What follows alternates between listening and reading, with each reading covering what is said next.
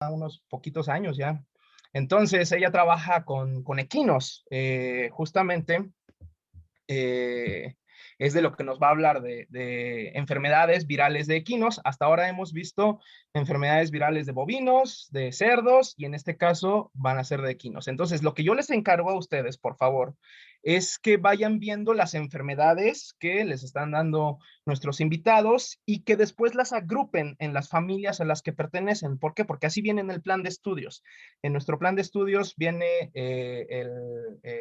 clasificado por familias. Entonces, de todos modos, pues para eso pues estoy yo como su profesor, ¿verdad? Después, si tienen alguna duda de, por ejemplo, las enfermedades que vieron la semana pasada, diarrea epidémica porcina, espero que todos hayan anotado lo que les dijo Mónica, que era un coronaviride, por ejemplo, ¿no? Pero bueno, si por ahí se les fue y les queda la duda, pues me avisan, pues ya yo les digo a qué familia pertenece. ¿Por qué? Pues porque esa parte también es importante, así es como se los pide el plan de estudios y en dado caso de que no pasen, ¿verdad? Pues así es como viene en el extraordinario, ¿verdad? Es como que lo que le dan importancia a la familia. Aquí nosotros tenemos a nuestros invitados, pues que les hablen de las cuestiones como más realistas, ¿no? De lo que ellos ven en el campo, de lo que ellos ven, pues en su ramo en el que se desempeñan. Pero bueno, estas cuestiones técnicas de la familia y todo esto, pues también se les pregunta ahí en el plan de estudios, ¿no? Entonces, pues, por favor, podrían encender sus cámaras para recibir a la doctora.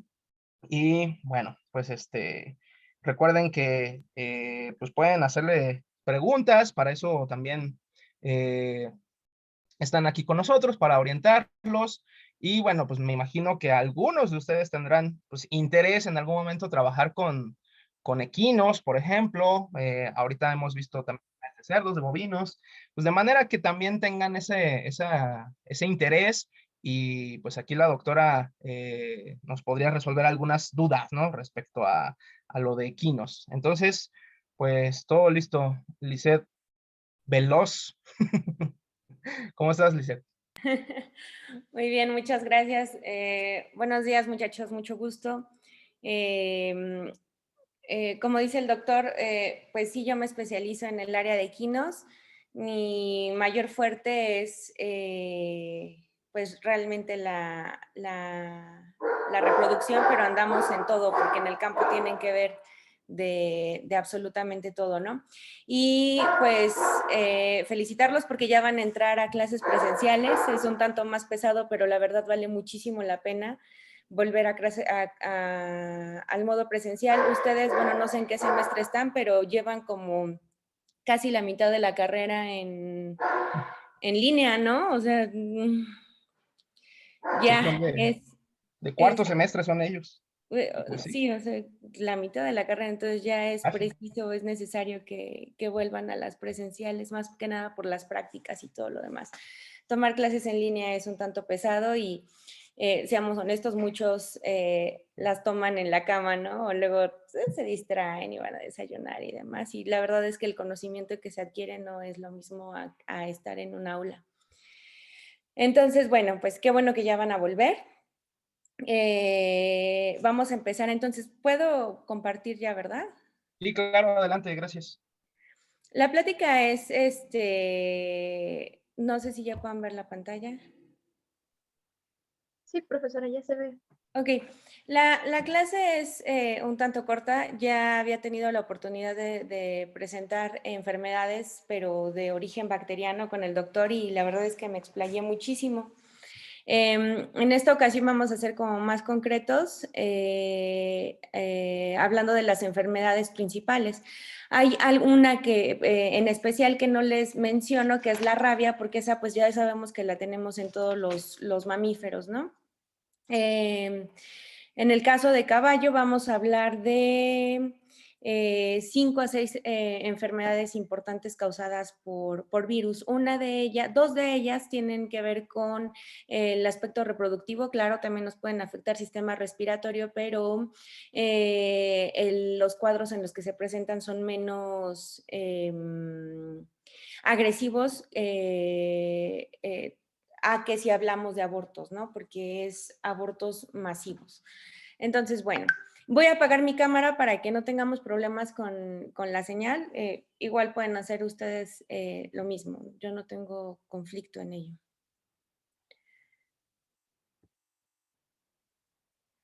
Entonces,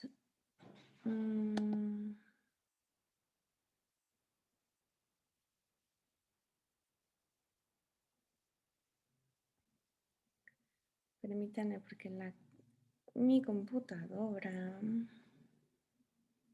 ya parece de bulbos. Bueno, sí pueden ver bien, ¿verdad? La pantalla. Entonces vamos a empezar con la primera enfermedad. Hace tiempo, bueno, como cada 2 años,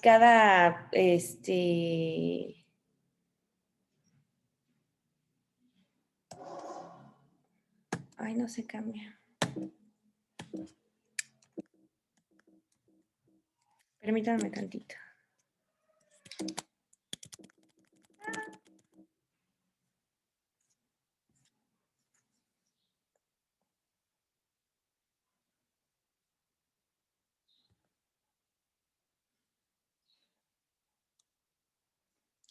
Ok, como cada 2 años y específicamente que fue como hace 3 años fue la última oleada de pánico, ¿no? De pánico por las encefalitis.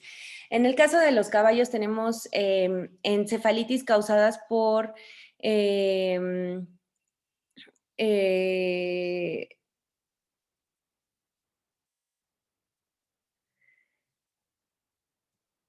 perdón, por varios tipos de encefalitis cuyos vectores son variados, ¿no?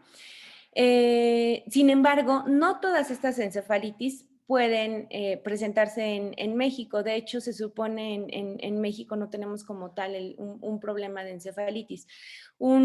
Hace mucho tiempo, la encefalitis del este, que estuvo aquí en México, se erradicó. Entonces, desde ahí se ha considerado que realmente no hay encefalitis en la República y también por eso es que no se suele vacunar.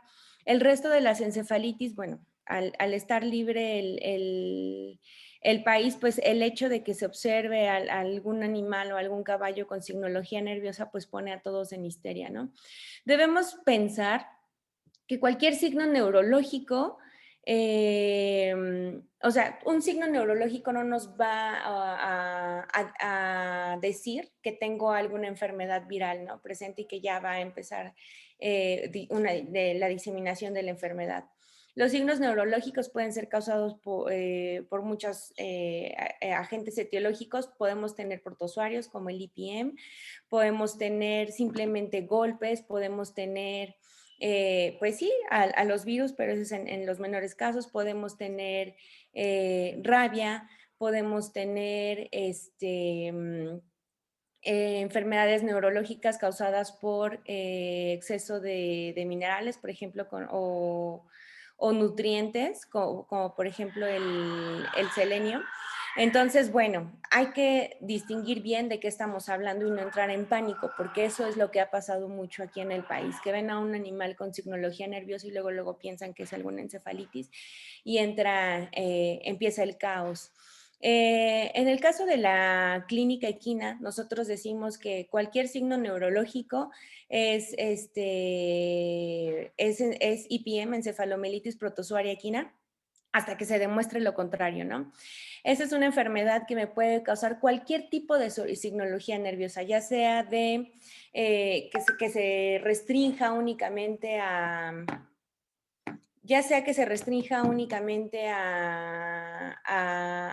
la afección de pares craneales, que puedan tener debilidad o ataxia. Los caballos, ya sabemos que esa debilidad o ataxia pues puede variar dependiendo en qué zona se está viendo afectando el sistema nervioso, ¿no? Podemos tener daños en neurona motora superior, neurona motora inferior. De eso va a depender si me va a afectar únicamente miembros anteriores o miembros posteriores. En el caso de IPM, que bueno, en este caso no lo vamos a mencionar porque estamos hablando de virales, pero sí quiero que les quede claro que el que un animal tenga signología nerviosa no significa que ya tenemos encefalitis equinas, ¿no? Y que empezamos a entrar en pánico, porque es lo que ha pasado. Y no solo pasa eso, sino que hay muchos veterinarios que, digo, no está bien hablar mal de otros colegas ni nada, sino lo estoy generalizando. hacen uso de este pánico para empezar a vender como medicamentos que realmente no tienen ninguna función, ¿no? Venden vitaminas y demás, o administran vitaminas y demás como si fuera el remedio para la encefalitis. Y claro que no, y eso está mal. Entonces es importante tener conocimiento de lo que está pasando. Entonces, bueno, esta enfermedad la podemos tener en toda América. Se presenta en Estados Unidos, Canadá, Venezuela, Brasil, Argentina. Les digo que han habido sugerencias de brotes en México, ¿no? Los tipos de encefalitis que vamos a encontrar son la encefalitis equina del este, encefalitis equina venezolana, encefalitis equina del oeste y la encefalitis del oeste del Nilo, ¿no? Que esta fue el último boom que hubo de las encefalitis. La encefalitis equina del este no se encuentra en México. Y esto es, bueno, antes de irnos a esto, tiene que quedar claro que este tipo de enfermedades se transmite por el piquete de los mosquitos. Realmente quien es portadora de esta enfermedad o a quien le da esta enfermedad es a las aves. ¿Qué pasa? Que con los mosquitos se disemina y entonces tanto el hombre, el humano, como los equinos se enferman de manera accidental, ¿no? Pero realmente es una enfermedad de las aves. Entonces, bueno, el vector que se encarga de transmitir la encefalitis equina del este no se sabe, o bueno, más bien se supone o se piensa que por el tipo de orografía que tiene México, el vector no se encuentra en México. Entonces, en esta zona estamos libres de encefalitis equina del este precisamente porque no tenemos el vector. Entonces, no hay manera de que el vector esté diseminando el bicho. ¿Cuáles son los tipos de vectores que nos pueden transmitir la encefalitis equina del este? Pues el Culex, Culiceta y Aedes. Esos son especies de mosquitos, ¿no? Tenemos la encefalitis equina venezolana. La encefalitis equina venezolana es la que tuvimos en México. Sin embargo, bueno, y estuvo entre 1962 y 1971. Pese a que la tuvimos aquí, se erradicó. Entonces, desde ese momento, pues se habla de que pues no hay encefalitis equinas en México, ¿no? Quiero decirles que debido al movimiento que hay de caballos y demás, pues no podemos decir del todo que no hay una enfermedad en México. Tal vez no es como muy conocido, escuchado, perdón, que esté presente, pero seguro que sí hay uno por ahí, ¿no? Hablamos o nos referimos a lo mismo en cuanto a las enfermedades causadas por herpes virus, que también se supone no hay en México. Y también hablamos de arteritis viral equina, que también la vamos a mencionar, ¿no? Esas son enfermedades que se supone no se encuentran en el país, pero tenemos que tener en mente que hay mucho movimiento de animales, mucho movimiento de caballos deportistas, ya sea en físico, o sea, que vienen los animales de Estados Unidos y los compran y se vienen acá a México, o bien la venta del semen. En el caso de la arteritis viral equina, es todavía un tanto más preocupante porque causa abortos y el virus puede sobrevivir en el semen congelado. Entonces, ustedes pueden decir, bueno, yo estoy tranquila porque no estoy transportando al caballo a donde tengo a mis yeguas y a mis caballos, no se van a contagiar. Y tampoco estoy moviendo mis caballos para el extranjero, entonces están seguros. Sin embargo, si se están comprando dosis de semen congelado de buenos caballos que están en Estados Unidos y se traen para México y con ese semen se insemina a las yeguas, pues el virus está en ese semen, está en esas pajillas de semen congelado y entonces, ¿qué vamos a empezar a ver eventualmente entre el segundo y 11º mes de gestación? Pues abortos, ¿no? Entonces, pues seguro que están, ¿no? Solo que no está, pues, reconocido porque la casuística no es alta. Tenemos la encefalitis equina del oeste, cuyos mosquitos o los vectores que tenemos son Culex y Culiceta. Y tenemos la del oeste del Nilo, que es Culex y Sorófora, ¿no? Entonces, hasta aquí, ¿en qué vamos? Tenemos 4 tipos de encefalitis equinas. Ninguna está ahorita u oficialmente en México, todas son transmitidas por un vector. ¿Cuál es el vector que las transmite? Pues el mosquito, ¿no? Entonces, ahora sí vamos a pasar a las transmisiones. Tenemos los reservorios, el enzótico, que son las aves migratorias, y los roedores. De hecho, los roedores funcionan como, ¿cómo se llama? Como centinelas, ¿no? En lugares donde se tiene sospecha de la presencia de encefalitis, se pueden poner aves o hámsters, por ejemplo, en jaulas cerca o justo donde están los equinos.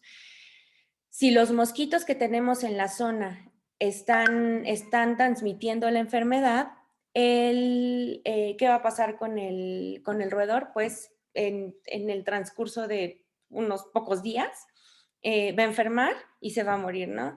Entonces, por eso se le llama centinela, porque podría ser una manera de ver que ahí está la enfermedad, ¿no? Y la episótica, que les digo que ya es de manera accidental, que se da de manera accidental, pues es el equino y el humano. Esta es una enfermedad estacional. ¿Por qué es una enfermedad estacional? Pues porque hablamos de mosquitos, ¿no? Entonces, ¿en qué temporada tenemos gran cantidad de mosquitos? En épocas de calor y épocas de lluvia, ¿no? Principalmente lluvia, porque en los recipientes con agua que se quedan en el campo y demás, o en los charcos, es en donde los mosquitos van y ponen los huevos, se desarrollan las larvas y todo, y tenemos más mosquitos, ¿no? Entonces, por eso ese tipo de enfermedades es estacional. ¿Cuál es el detalle aquí? Que no hay tratamiento. Por el hecho de que les dije que se supone que en México no hay encefalitis equina, es una enfermedad de reporte obligatorio, ¿no? A menos de que estén descartando otras cosas, ¿no? Como les decía, de IPM, que hay maneras de diagnosticar. Pero bueno, en tanto no se compruebe ninguno de los otros diagnósticos diferenciales, se tiene que reportar que hay un caballo con signología nerviosa. Y bueno, hay que analizar también el ambiente, ¿no? Si hay muchos mosquitos y demás, pues entonces empieza a asociar a un tipo de encefalitis y se tiene que reportar. No hay vacuna. De hecho, sí hay vacunas. Sí hay vacunas para las encefalitis, pero en el caso de México no se vacuna. No se vacuna porque, insisto, es una enfermedad que no se encuentra en el país y se habla de que no son vacunas que sean seguras. ¿Qué importancia tiene que no esté en el país? Pues que si yo quiero hacer un análisis, es decir, si sospecho de un caballo que tiene signología nerviosa y mando a hacer una prueba de encefalitis equina, ¿qué resultado voy a obtener si está vacunado? Pues que es positivo, ¿no? Entonces no va a ser, pues no va a ser objetivo ese análisis, porque lo que estoy obteniendo son resultados por antígenos vacunales y no realmente por la enfermedad, y voy a tener ahí pues información falsa, ¿no? Otra cosa importante es que si hay caballos que se llegan a curar, porque una cosa es que no haya tratamiento y otra cosa es que no puedan salir de la enfermedad, ¿no? Sí se pueden curar. Y aquellos que se curan no son portadores, no pueden seguir transmitiendo la enfermedad, a diferencia de, por ejemplo, la arteritis viral equina. En el caso de la arteritis viral equina, caballos porque el cuadro es respiratorio, ¿no? Inicialmente. De hecho, el cuadro es respiratorio. El problema es que en yeguas gestantes vamos a empezar a ver abortos. Una vez que resuelven la enfermedad, pues estos caballos van a ser portadores de un 30 a un 60% de caballos que han cursado con arteritis viral equina van a ser portadores del virus. Entonces no van a tener cuadros respiratorios, van a estar perfectamente, sin embargo, van a seguir liberando el virus por el semen y transmitiéndolo pues a las yeguas con las que se insemine ese semen, o a las que se les desmonta con ese caballo, y entonces van a venir abortos y abortos y abortos. Entonces, les hablaba de que la zoonosis o el contagio al humano y al caballo, pues es de tipo accidental. En vida silvestre, tanto aves como roedores portan el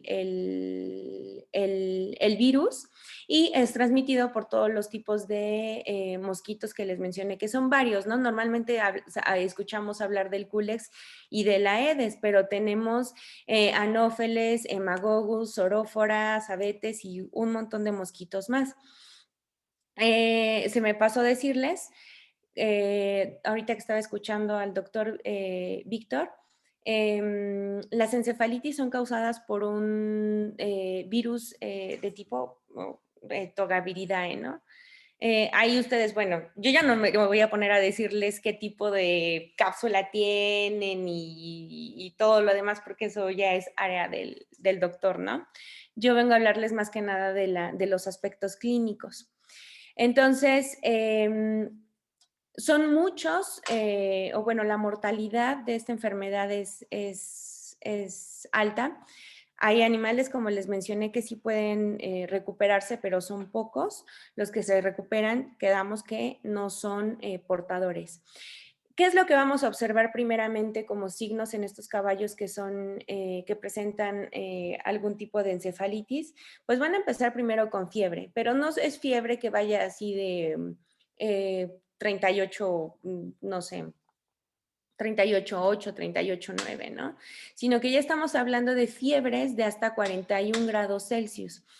¿Ustedes saben cuáles son las constantes normales en equinos?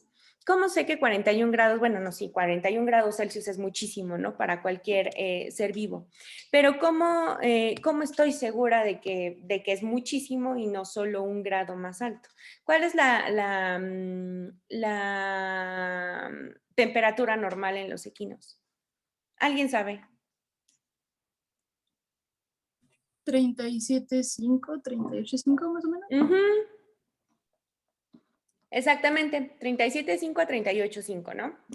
¿Puedo tener 38,6 y voy a entrar en pánico? No, porque es 0,1 grados Celsius más arriba, ¿no? Pero aquí estamos hablando de 41 grados Celsius, entonces son fiebres altísimas, ¿no? Empiezan a tener espasmos y van a caminar en círculos.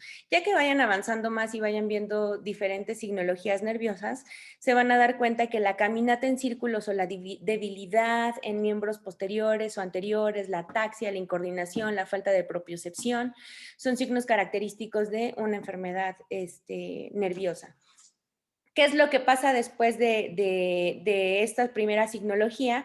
Pues vamos a pasar a que ya baja, cede la fiebre, pero entonces los signos neurológicos se van a acentuar. El caballo ya no va a poder levantarse, va a estar todo letárgico y pueden llegar a tener ceguera, ¿no?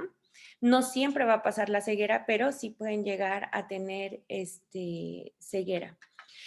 Los tiempos de incubación pues van de 1 a 9 días, dependiendo del tipo de encefalitis con la que estemos cursando, va a variar ese periodo de incubación, pero ya sabemos entonces que no nos vamos a tardar después de la exposición más de una semana empezar a observar signos. Entonces, en la encefalitis equina del este, la incubación va de 1 a 3 días, en la encefalitis equina venezolana va de 1 a 5 días y la del oeste va de 2 a 9 días y en las otras también nos vamos con los mismos periodos. ¿Cómo lo vamos a diagnosticar? Pues hay que mandar muestras de sangre cuando están en periodo febril y puede ser sangre completa o solo el suero, ¿no? Y tienen que estar completamente refrigeradas. ¿Cómo se puede refrigerar? Si ustedes quieren que una muestra se mantenga lo más posible hasta el sitio de análisis, pueden meter en una hielera hielo con un poco de agua y ponerle muchísima sal. Eso va a permitir que el hielo dure más tiempo pues en hielo, ¿no? O sea, que no se derrita. Y si van a mandar suero, lo pueden mandar ya congelado. ¿Y cómo lo van a mandar congelado? En nitrógeno o en hielo seco. El hielo seco, bueno, aquí hay que tener consideraciones porque el hielo seco sí lo pueden encerrar, ¿no? O sea, en una hielera y sellarlo por completo y ahí mandar el suero. Si ustedes quieren mandar en nitrógeno líquido, sí les va a durar muchísimo más tiempo congelado. El problema es que el nitrógeno no puede estar completamente, no puede estar en un recipiente completamente sellado porque va sacando todo el tiempo vapores y entonces ¡pum!, puede explotar el recipiente, ¿no? Entonces, bueno, simplemente lo pueden hacer con refrigerantes, muchos refrigerantes para que se mantenga lo más posible. En caso de que ya haya muerto el animal, ¿qué es lo que se envía? Muestras de cerebro, ¿no? O si pueden todo el cerebro. Nada más recuerden que tiene que ser en formol al 10%, en algunos laboratorios lo piden al 4%. Pero bueno, tendría que ser formol al 10% y recordar que si van a mandar todo el cerebro, lo tienen que mandar en pedacitos, en pedazos de 1 centímetro cúbico, 2 centímetros cúbicos máximo. Porque si ustedes mandan el cerebro completo, que por el tipo de tejido de mejor sí, tal vez sí soporte, pero en cualquier, esta es regla general de patología, acuérdense, tiene que ser en trozos porque si mandan el órgano completo, lo único que se va a esparcir o bueno, que va a tener contacto con el formol es el exterior y lo de adentro no va a estar conservado, no va a servir, no va a tener un uso diagnóstico, ¿no? Entonces, siempre en cuadritos de 1 a 2 centímetros cúbicos y embebidos en formol al 10%. Pueden mandarlo también en nitrógeno líquido, teniendo las mismas consideraciones que les digo, que no deben ir en recipientes completamente sellados o hielo seco. ¿Qué es lo que se hace con estas muestras? Pues el aislamiento viral, ¿no? Y se puede diagnosticar por inmunoensayos y por PCR. Aquí el detalle es que en México no tenemos, nosotros realmente para poder diagnosticar esto hay que mandarlo, bueno, es de reporte obligatorio, entonces realmente el gobierno es el que acude a tomar las muestras. Ustedes pueden hacerlo, pero ellos son los que acuden inmediatamente para tomar las muestras y analizarlas. Pero si ustedes quisieran hacer el diagnóstico por su cuenta, tendrían que mandarlo a Estados Unidos porque aquí no van a encontrar un laboratorio que les pueda hacer el enzimo inmunoensayo. ¿Qué tipos de inmunoensayos? Pues tenemos RIA, tenemos ELISA, tenemos inmunofluorescencia, tenemos, bueno, un montón de este tipo de ensayos y PCR, ¿no? Que aquí es donde estamos detectando principalmente el bicho. En los análisis serológicos, pues detectamos los anticuerpos. Y pues siempre vamos a tener como, bueno, Víctor les podrá hablar más de eso, bueno, el doctor Víctor, ¿no? De falsos positivos, falsos negativos, todo depende del tipo de anticuerpo que se tenga. ¿Cuál va a ser nuestro control? Pues si el vector es el que nos está transmitiendo la enfermedad, pues voy a tener control de mosquitos, ¿no? ¿Cómo voy a controlar mosquitos? Me voy a asegurar de que en épocas de lluvia no tenga en el rancho o en las cuadras en donde tenga los caballos, recipientes con agua en donde los mosquitos se puedan reproducir, porque se reproducen facilísimo. Entonces me voy a deshacer o voy a cuidar que no haya presencia de charcos, ¿no? ¿Qué puedo utilizar? Pues repelentes, puedo utilizar, tienen luego como estas vallas de luz ultravioleta, que pasan los mosquitos y nada más escucha y se mueren, ¿no? O las banditas estas que atrapan como tanto moscas como mosquitos. Bueno, pues todo eso se puede utilizar para controlar los mosquitos. Evitar movilizar a los caballos a zonas de riesgo. Cuando estuvo el boom iba a haber, no me acuerdo qué evento importante en Guadalajara, me parece, y es donde habían, bueno, ahorita ya se me fue la memoria, pero según recuerdo era en Guadalajara el evento y iba a haber un evento, era grande, pero no me acuerdo si de charrería o de reining. Ay, no me acuerdo. El punto es que cerca de ahí había estado el caso, ¿no? El caso que sonó muchísimo. Y entonces todos iban a llevar sus caballos allá a competir y dices, bueno, a ver, espérate, todavía no sabemos si es rumor. Sí, claro, no vamos a entrar en pánico y a querer medicar a los caballos con todo lo que se nos ocurra, pero pues vamos a tener precaución y sabemos que no podemos llevar a los caballos a esa zona, no porque al estar en contacto directo con el caballo o con otro caballo enfermo se vaya a contagiar, porque quedamos que no se da por contacto directo, sino por picadura de mosquitos, pero si es una zona donde hay mosquitos y esos mosquitos ya picaron a ese caballo y se van al otro, pues seguramente va a haber la transmisión, ¿no? Pero no por contacto directo. Entonces, ¿cuál es la mejor medida? Pues simplemente no movilizar a los caballos a las zonas donde hay riesgo o donde parece que se encuentra la enfermedad, ¿no? Y controlar la movilización de aves. Aquí hablamos pues de presencia de aves migratorias, pero obviamente no nos vamos a meter con las aves migratorias, ¿no? Más bien es control de mosquitos y estar atentos. Y bueno, aquí les pongo una foto del hámster precisamente por lo que les decía de los roedores centinelas, ¿no? Lo ponen ustedes un hámster en el área de caballos y si a los pocos días se enferma y muere, pues entonces es un foco rojo, ¿no? Hay que prestar atención ahí. Nos vamos a la siguiente enfermedad, que es ¿Qué pasó? Nada más una pequeña, un Aclaración. comentario de estas encefalitis equinas. Como les dice la doctora, o sea, esto es le llaman enfermedades de ciclo enzótico. Les comenta la doctora que esta es una enfermedad o una infección, mejor dicho, un virus que circula en las aves normalmente, y ahorita les acaba de decir aves migratorias, ¿no? Y a lo que le llaman ciclo enzótico, pues es a que circula el virus naturalmente en estas comunidades, ¿no? En estos ecosistemas, por así decirlo. Recuerden que lo que les hemos comentado desde la primera clase, los virus están circulando todo el tiempo y nos están infectando todo el tiempo y son parte de nosotros. Y la mayoría realmente no son malos, ¿no? Tampoco voy a poner esta dicotomía de bueno o malo, pero son naturales, vaya, circulan naturalmente en los animales, en todos los animales.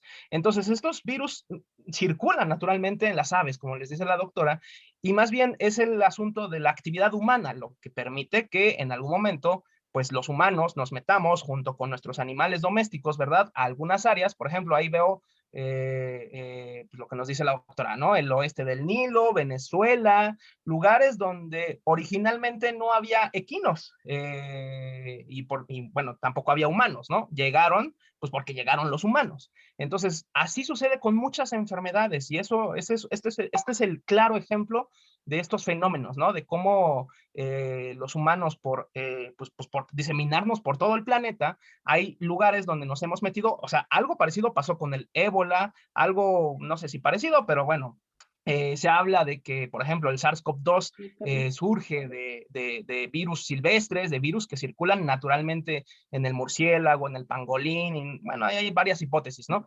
Pero al menos con el ébola sí es mucho más seguro, ¿no? Que es un virus que circula en los murciélagos. Ahorita la doctora también les va a hablar de influenza. Igual sucede algo parecido con la influenza que circula en los murciélagos. O sea, estos virus circulan naturalmente en los animales y no los enferman, en animales silvestres.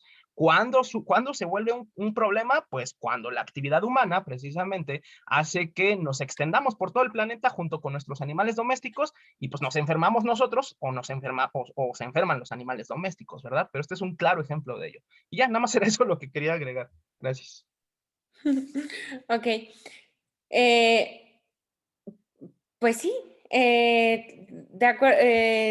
siguiendo con lo que dice el doctor Víctor, pues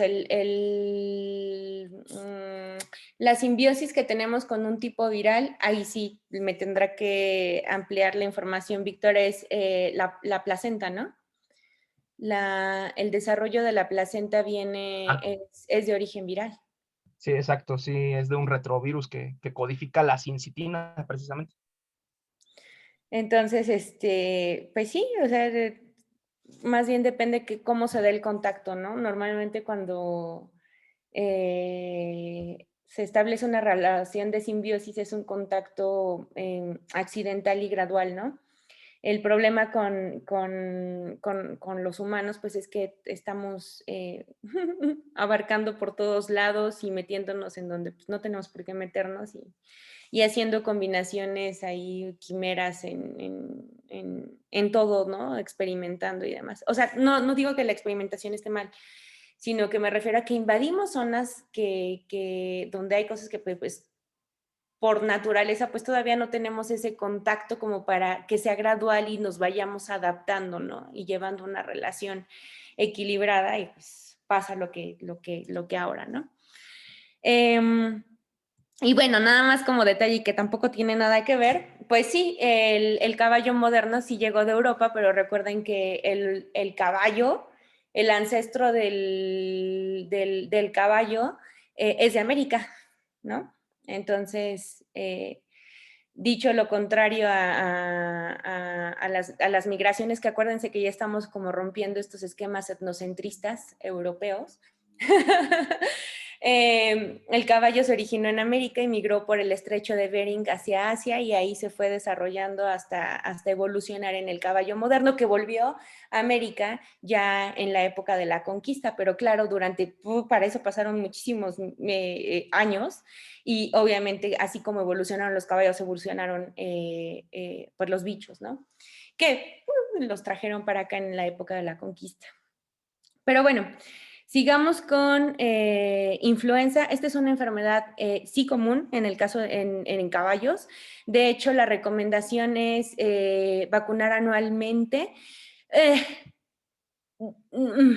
Se tendría que vacunar, para ser estrictos, 4 veces al año, ¿no? Sin embargo, pues los propietarios y demás, dependiendo del número de caballos que tengan, y pues como que no les agrada tener que estar comprando vacunas por 4, ¿no? Para cada equino. Económicamente no les sale redituable. Sí les sale, pero no quieren. Entonces, pues lo que hacemos es vacuna anual. Si se puede 2 veces, mejor, pero si no, aunque sea una vez por año. Esta es una enfermedad pues de tipo respiratorio causada por un mixovirus, es contagiosa y esta sí se contagia por contacto directo con los aerosoles, ¿no? Caballos que tienen signología respiratoria, que están con tos, con secreción nasal y demás, y tienen contacto con otros animales o bien no contacto directo, pero dejan secreciones y demás en un área, se cambian a otro lugar y meten un caballo nuevo a esa zona, pues entonces el contacto que tienen con los residuos de esas secreciones en ese lugar favorece que se contagien, ¿no? En lugares donde hay poca ventilación, ya sabemos, y ahora todavía más que la ventilación, no el frío, no corrientes de aire fuerte, sino ventilación es indispensable para disminuir contagios, ¿no? Entonces lo mismo pasa en el caso de caballos que tenemos hacinados que empiezan con influencia equina en caballerizas que son muy pequeñas, que tienen muchos animales, no hay buena ventilación, pues entonces se favorece también el contagio pues de varios animales, ¿no?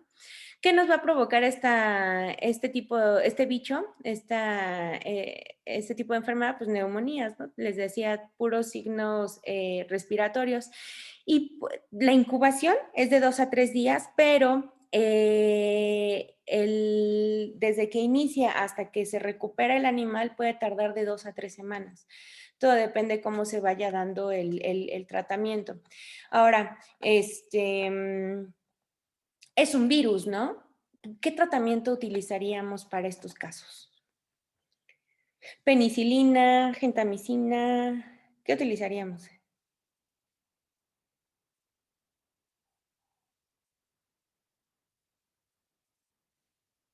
¿Qué se les ocurre?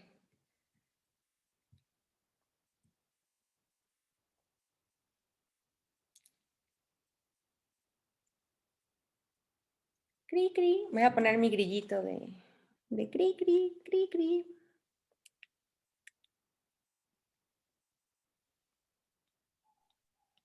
¿No? Dígale algo a la doctora. No, Nadie vino a clases que no encuentro mi grillito. Es que no se nos ocurre. Bueno, pero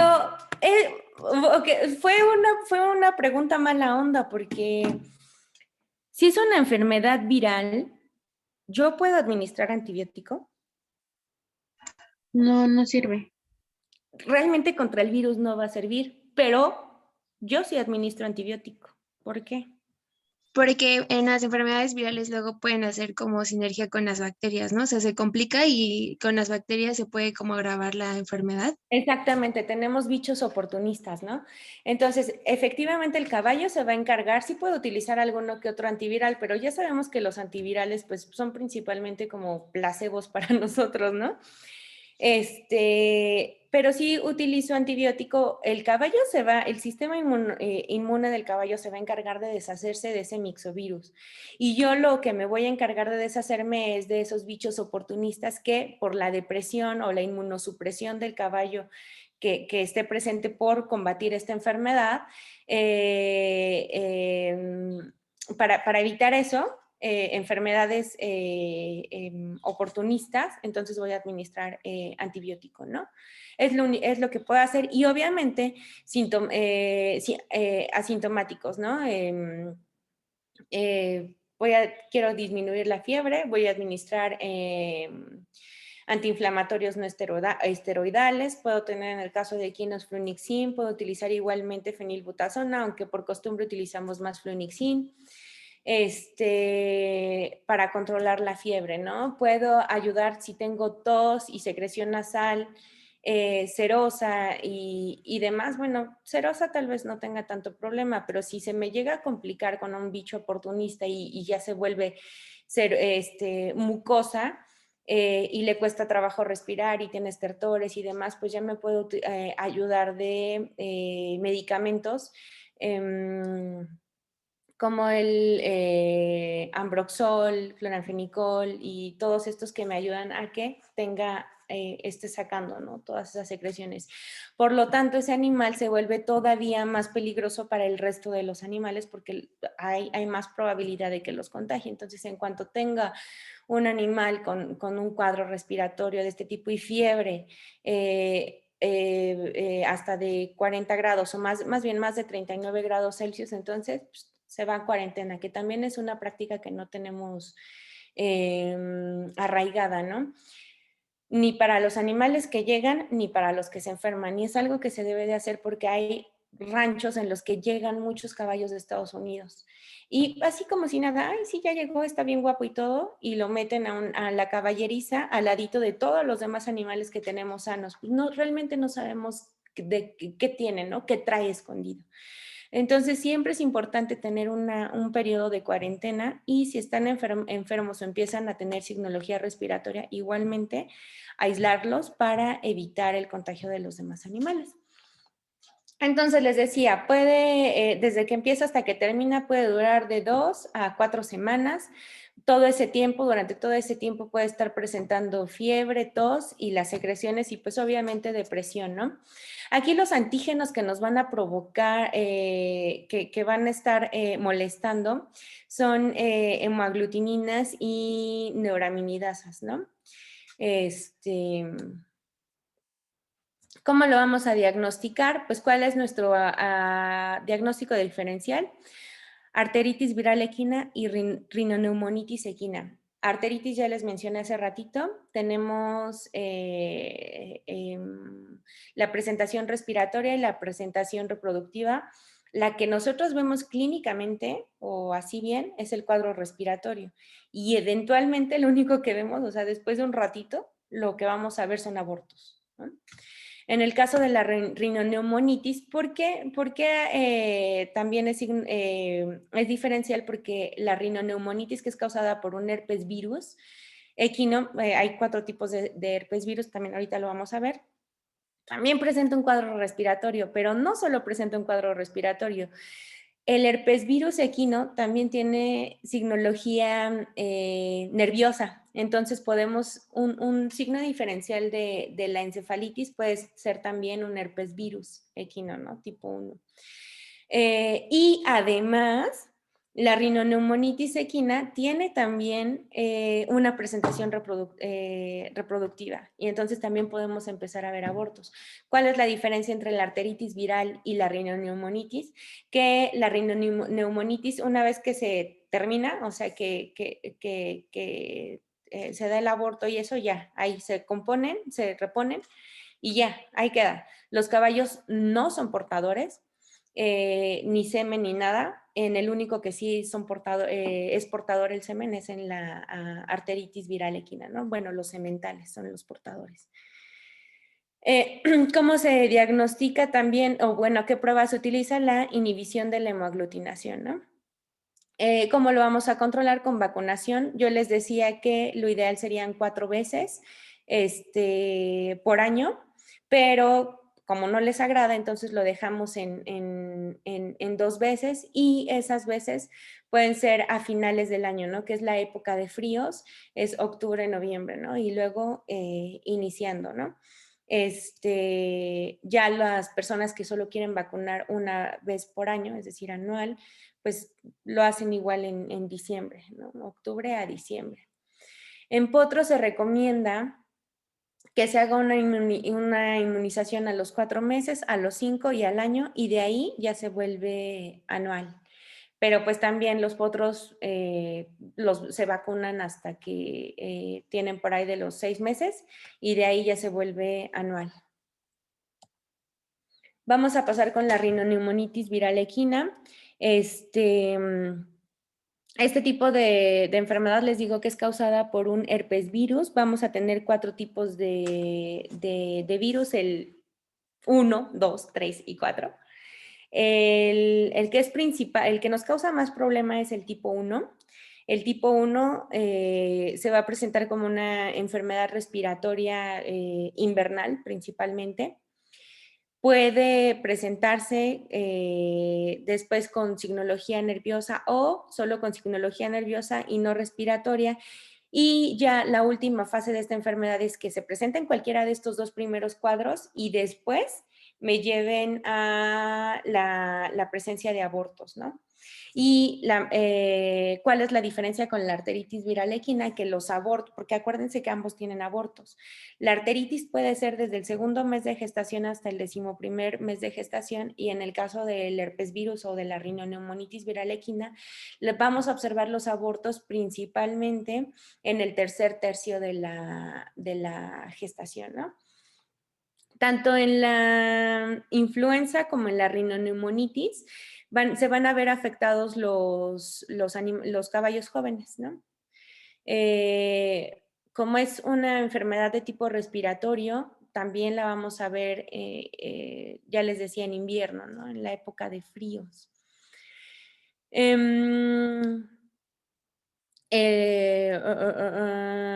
15 días fuera, bueno, esto ya es para otra cosa. Les decía que se transmite. Cuando tenemos el cuadro respiratorio se va a transmitir por secreciones, pero si estamos teniendo abortos, se va a transmitir por la placenta, por las secreciones, los loquios y todo lo que venga del aparato reproductivo. Y también se puede dar el contagio de la madre al potro a través de la leche, ¿no? Entonces son otras vías de contagio. Para que se dé esta enfermedad, bueno, su periodo de incubación es de 2 a 20 días. Vamos a observar que tienen fiebre, además de la signología respiratoria. Podemos llegar a ver animales con conjuntivitis y esto es por toda la secreción nasal y todo lo que están teniendo en vías respiratorias altas, ¿no? Y les decía, bueno, aquí les menciono que los abortos se pueden observar desde las 3 semanas a los 4 meses. Ahora, bueno, ustedes todavía no han visto reproducción. Realmente aquí es hasta el 3er tercio de la gestación donde se ven principalmente los abortos. Y hablando de terminología tajante, 3 semanas son 40, sí, 30... 4 semanas. No, está mal. Les decía, porque hablando en términos estrictos, una gestación se considera, el producto se considera un feto para poder hablar de aborto hasta los 40 días, ¿no? De gestación. Antes de eso sigue siendo embrión. Entonces, 3 semanas, pues no son los 40 días, aún 15. Ajá, ¿no? Entonces, aquí no le hagan caso a esto de aborto desde las 3 semanas, ¿no? Acuérdense solamente que es en el último tercio de la gestación. Ahora, para esta enfermedad, para la rinoneumonitis viral equina, sí hay vacuna. Y de hecho, se puede combinar o puede venir combinada con influenza equina, que les dije que se debía de vacunar o se recomendaba que fuera 4 veces por año, ¿no? En el caso de las yeguas gestantes, vamos a vacunar contra herpes virus equino al 5º, 7º y 9º mes de gestación. Y después se vacuna también a los potros al 4º, 5º mes de haber nacido. Entonces, eso es lo ideal para evitar abortos. Les decía que hay ranchos en los cuales no vacunan y se viene una oleada de abortos porque son yeguas que vienen o que han sido inseminadas con caballos de Estados Unidos o que vienen del extranjero para acá y pues se vienen las olas de abortos, ¿no? Entonces es mejor vacunar, siempre es mejor hacer un gasto un poquito más grande que perder un chorro de dinero en abortos, porque las maquilas son muy caras. Entonces, les decía que el diagnóstico diferencial, al igual, así como estábamos hablando con la influenza equina, pues el diferencial de la rinoneumonitis, pues es la arteritis viral equina y la influenza equina. ¿Cómo se va a diagnosticar? Haciendo el aislamiento. Repito, se supone que acá en México no tenemos como tal herpes virus, ¿no? Entonces, el diagnóstico se tiene que hacer es difícil encontrar un laboratorio en el cual no lo puedan hacer, entonces hay que mandarlo al extranjero, ¿no?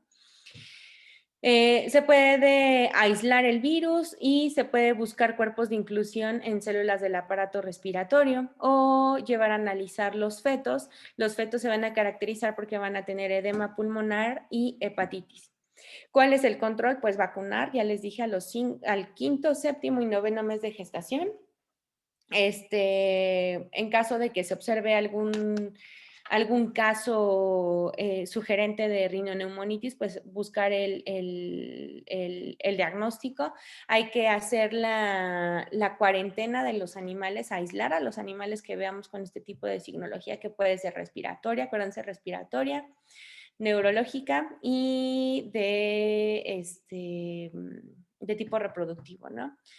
Limpieza y desinfección son las ideas, y sí, limpieza y desinfección, pero es sumamente importante. Donde veamos casos así, las caballerizas son un sitio donde se puede acumular infinidad de bichos y ahí mantenerse. Entonces, cambiar completamente la cama, lavar paredes, pintarlas o encalarlas, es importante, ¿no? Para disminuir el contagio.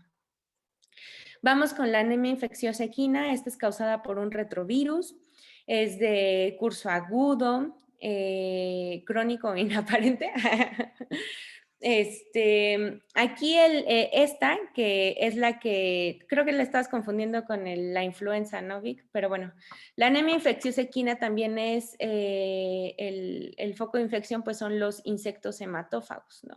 O también nosotros con objetos punzocortantes que estemos por accidente, combinando material que tenga sangre y demás, podemos contagiar a otros animales. Esta, igualmente que la rinoneumonitis y la arteritis, se puede transmitir por secreciones de aparato reproductor, es decir, semen, placenta, loquios, también puede ser transmitida por leche. El diagnóstico de la anemia infecciosa equina es serológico por inmunodifusión en agar, que la prueba es la prueba base para el diagnóstico de la anemia infecciosa equina, que es el Coggins, solo que esta prueba pues se tarda un poquito. Se puede hacer también por fijación de complemento o ELISA. Y no sé si tú quieras explicarles de qué va el Coggins, Vic. Bueno, así nada más como rapidísimo. Ustedes van a ver Bueno, realmente en el laboratorio no lo ven hasta el laboratorio de inmunología, una prueba que se llama, bueno, se los escribo aquí en el chat. eh, bueno, yo le digo AHID porque son las siglas así como más fáciles, ¿no? Que significan inmunodifusión en gel agar. Y así nada más, rapidísimo, para no ocupar mucho tiempo, lo que hace es que detecta anticuerpos. Pero, ¿qué otra prueba detecta anticuerpos? Aquí se lo está diciendo la doctora y ustedes supongo que ya lo habrán visto en otra asignatura, ¿no? ELISA. El AHID es una técnica verdaderamente vieja, ¿eh? O sea, más de 50 años, y eso no significa que sea malo, pero, o sea, ELISA es una técnica pues más novedosa, más moderna, pero yo lo que he visto, y aquí alguna vez lo comenté con la doctora, es que como que el gremio aquí no está muy casado con el Coggins, ¿no? Incluso yo cuando me puse a investigar un poquito de esto, me di cuenta que el doctor Coggins es así como una gran eminencia, una gran leyenda, por así decirlo, porque ya falleció, ¿no? En Estados Unidos. Entonces, como que a fuerzas quieren el Coggins. Y me acuerdo que cuando ofrecíamos el diagnóstico allá en la FES, en el hospital de Quinos, a pesar de que teníamos las dos pruebas, Coggins y ELISA, y que Coggins tarda 5 días, que es muy inespecífico, que depende mucho de la mano de quien lo haga, y que ELISA lo puedes resolver en 2 horas, es mucho más específico, mucho más sensible y se puede incluso automatizar. A pesar de todo eso, preferían el Coggins. ¿Por qué? Pues porque como que ya está muy arraigado en la práctica de medicina equina y bueno, pues ahí, pues sí, me parece un detalle importante, ¿no? Que es esa prueba como que con la que están así muy casados, a pesar de que hay pruebas a pesar de que hay mejores formas de diagnóstico, pero también, como les dice la doctora, ¿no? Depende del laboratorio, depende de qué laboratorio tienen y por lo tanto qué posibles opciones tienen, ¿no? O sea, no todos los laboratorios tienen todas las pruebas montadas, ¿no? Ahí es un poquito también pues sí, esa deficiencia que puede haber respecto a nuestra medicina de diagnóstico. Y pues ya, nada más eso. Sí, y de hecho pedí que lo explicaras por eso, porque para hacer diagnóstico podemos encontrar bastantes laboratorios que hacen diagnóstico en pequeñas especies, ¿no? Por ejemplo. Pero encontrar ya uno que se enfoque en cosas que tengan que ver con equinos son pocos. Son pocos que cuenten con el conocimiento porque tanto la patología como la clínica y demás no es lo mismo al resto de los animales y no muchos se especializan o tienen conocimiento de equinos, ¿no? Entonces, nosotros para el diagnóstico sí nos referimos a laboratorios en especial que sabemos que ellos sí le saben al asunto. Y el otro detalle que es para que ustedes consideren, el diagnóstico veterinario, o más bien los laboratorios, tienen todavía como, o más bien tienen mucho por explotar o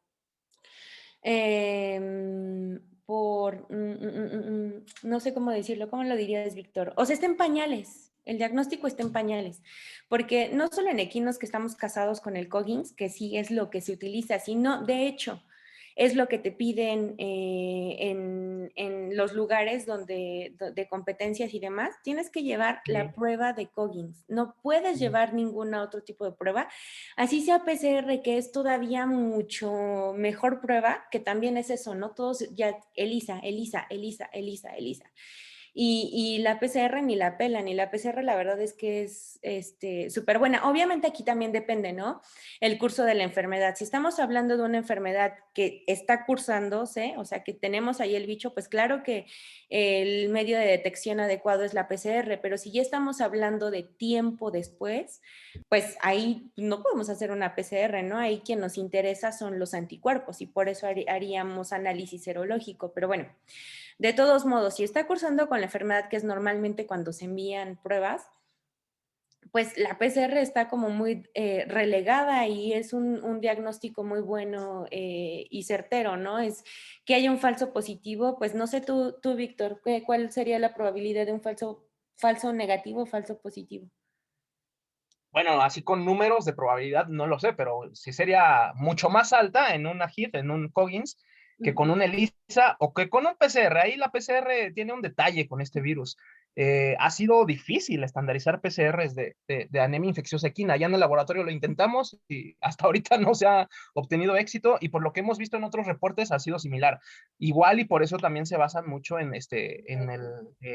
anticuerpos, ¿no? Porque los anticuerpos son circulantes un mayor tiempo, pues sí hay una producción continua de anticuerpos. En cambio, para que se haga una PCR, dependemos que ya sea el virus o las células infectadas estén circulando, ¿no? Y pareciera que particularmente con este retrovirus es algo complicado, a diferencia de otros retrovirus como leucemia, donde es mucho más fácil hacer una PCR.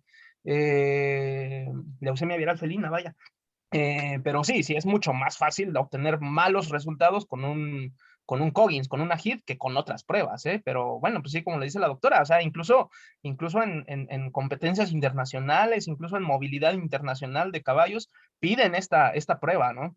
Y bueno, pues eso significa que hace falta asesoramiento científico, ¿no? Por parte, de estos tipos de gremios, vaya, y en muchas otras áreas de la salud sucede lo mismo, ¿no? O sea, como que hace falta un poquito ahí pues no sé de qué, la verdad. O sea, me imagino que en los congresos se hablará algunas de estas cosas. Yo me acuerdo que un compañero de laboratorio mandó un trabajo y lo expuso y dio sus argumentos, incluso me acuerdo que lo felicitaron y todo, pero bueno, ¿y Sí, luego sí. por qué? ¿Por qué? ¿Por qué se sigue usando el mismo diagnóstico si ya vieron que hay mejores? No lo sé. Por tradición, creo. Y a veces eso es lo más difícil de erradicar, ¿eh? Las tradiciones o las costumbres o los usos y costumbres, ¿no? Exactamente. Entonces, bueno, pues ahí les dejamos el dato para que vean ustedes la manera de revolucionar esa área, ¿no? Del diagnóstico. Y es que es un área verde, o sea, tiene potencial. Y bueno, con esto termino. No les hice una presentación, una diapositiva de arteritis, pero bueno, se las estuve mencionando a lo largo de la presentación. Bueno, nada más como detalle de la anemia infecciosa, acuérdense que en esta otra vez nos enfrentamos a un tipo de infección que no se va a dar, cuyo contagio no es por contacto directo, ¿no? Sino necesitamos la presencia de insectos hematófagos o bien la presencia de secreciones, semen, leche y placenta. Si yo tengo un animal enfermo que lo pongo así al ladito de otro, no se va a contagiar. Sin embargo, si hay secreciones y demás, pues sí aumenta el riesgo, y si hay insectos, pues también aumenta el riesgo. Y lo de la arteritis, pues es un arterivirus. Entonces, pues la presentación puede ser respiratoria, y el rollo principal o lo que nos preocupa es la parte venérea, ¿no? Es una enfermedad venérea que igual se va a transmitir por semen, leche, placenta, me va a provocar abortos. Y aquí los animales pues no mueren. De hecho, la mortalidad no es representativa, se curan. ¿Cuál es el problema? Que los machos van a ser portadores, ¿no? Eternamente van a ser portadores. A diferencia de, por ejemplo, las encefalitis, cuya mortalidad va del 50 al 90%, ¿no? La mortalidad es altísima. O sea, sí hay animales que se pueden curar, pero son pocos los que se curan. Y bueno, en ese caso los animales no son portadores. Diferencia con rinoneumonitis, tenemos varios tipos de herpes virus. El tipo 1 es el que nos causa problemas porque tenemos signología respiratoria, neurológica y reproductiva. Y el tipo 4, que es principalmente respiratoria, ahí no tenemos abortos, respiratoria y neurológica. No son portadores, pero bueno, ahí hay que vacunar. Tenemos la influenza y la anemia infecciosa. Si se dan cuenta, la mayoría tienen presentación respiratoria, ¿no? Entonces ahí es donde hay que jugar a ver qué bicho es, ¿no? Y de tipo neurológico, ¿cuáles son? Encefalitis y rinoneumonitis, ¿sale? Entonces, bueno, pues eso sería todo de mi parte. No sé si tengan alguna duda o algún otro comentario, alguna incomodidad.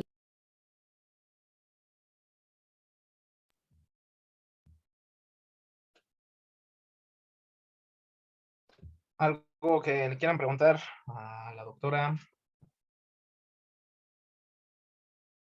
Si no, ahorita siguen pasando lista, ahorita se anotan. ¿Les quedó claro que es un diagnóstico diferencial? La doctora le estuvo ahí hablando de diagnósticos diferenciales y no sé si lo saben bien, si conocen ese término, porque yo me acuerdo que yo lo aprendí ya casi al final de la carrera y no entendía yo cuando me decían que es un diagnóstico diferencial. ¿Podría explicar más sobre este diagnóstico diferencial de la rinomionitis con la, con la influenza equina, por favor?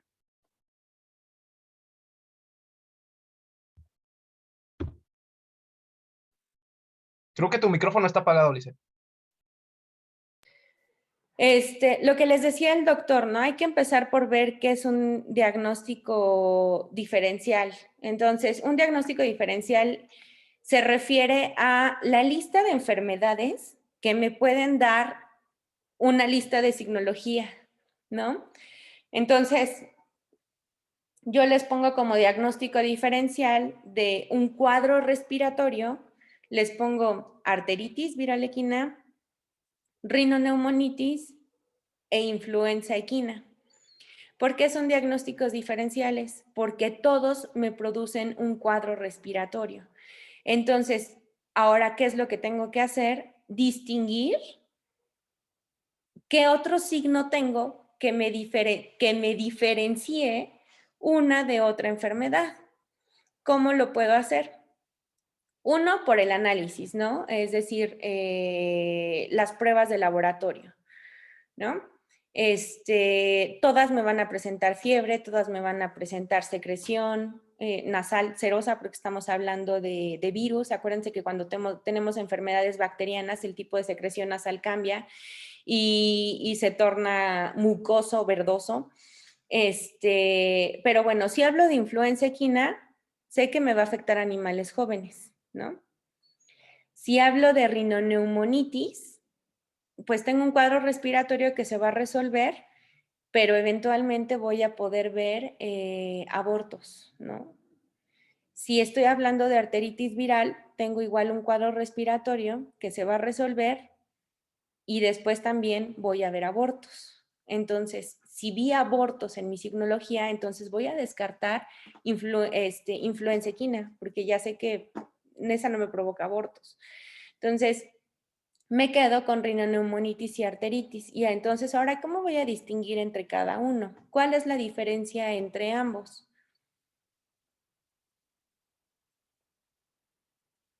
Mortalidad no voy a tener porque se curan. ¿Qué sigue?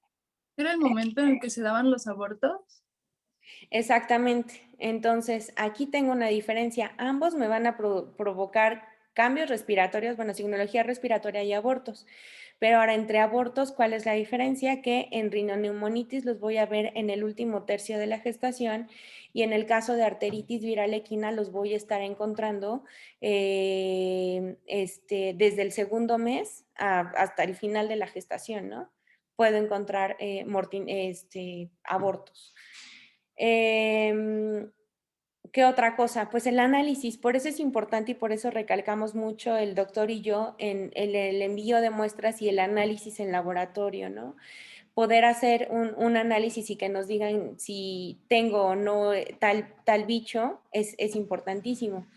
Ahora, si yo ya no tengo manera de enviar, por ejemplo, fetos, o muestras de animales que estén cursando con la enfermedad, pero tengo semen de esos sementales, puedo mandar una pajilla, una muestra de semen al laboratorio para que lo analicen, ¿no? Y se vea si se puede, aislar el virus, ¿no? Entonces, es la manera en la que tenemos que ir actuando. No hay una receta, sino ir observando signos y ver cómo podemos diferenciar uno de otro. Por eso es diagnóstico diferencial. Y ya. Bueno, obviamente también la historia clínica, ¿no? Si influenza sí está en México. Rinoneumonitis se supone que no. Y arteritis tampoco.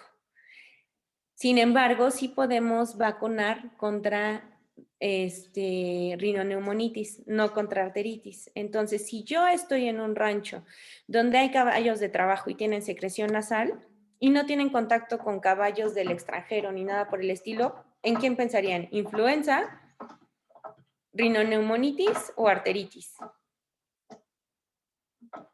Influenza. Exactamente.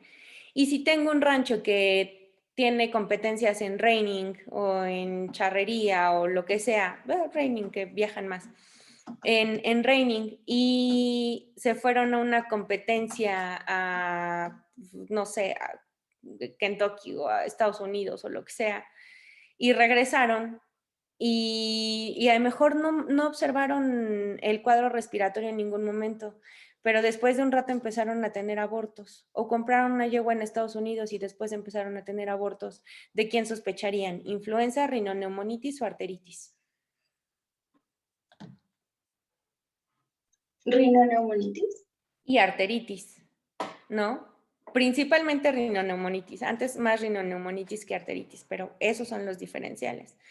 Entonces, pues ahora tengo que ver, ¿estoy vacunando o no estoy vacunando? Si no estoy vacunando, los dos siguen siendo latentes. Si estoy vacunando contra uno, pues el riesgo debería ser menor. Entonces, tal vez me está afectando ahí algún otro bicho contra el que no me he cuidado y pues entonces puedo pensar en arteritis.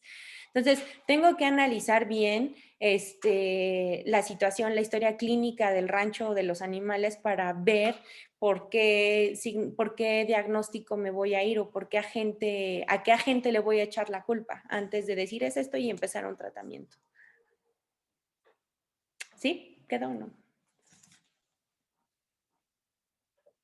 Sí, Sí, doctora. gracias, profesora. También otra pregunta. Usted comentó que conforme la arteritis, los machos son eternamente portadores, ¿no?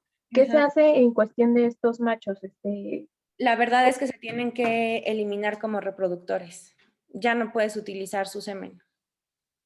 Y pues también ahí viene un problema, ¿no? Porque si son caballos campeones o caballos muy valiosos y casi no se hacen análisis de arteritis, ¿no? Les digo que aquí a México está entrando mucho semen de Estados Unidos y no tiene una prueba o no vienen con una hojita que diga libre de arteritis viral, ¿no? Y se están inseminando aquí a diestra y siniestra yeguas con ese semen.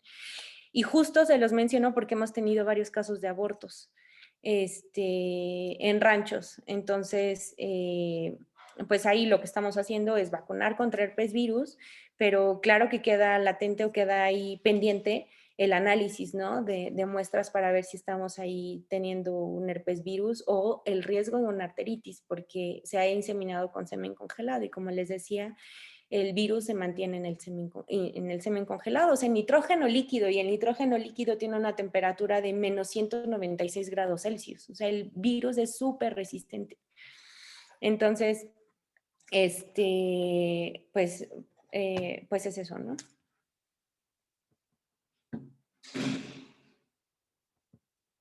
Gracias, doctora. ¿Alguna otra duda, comentario, pregunta?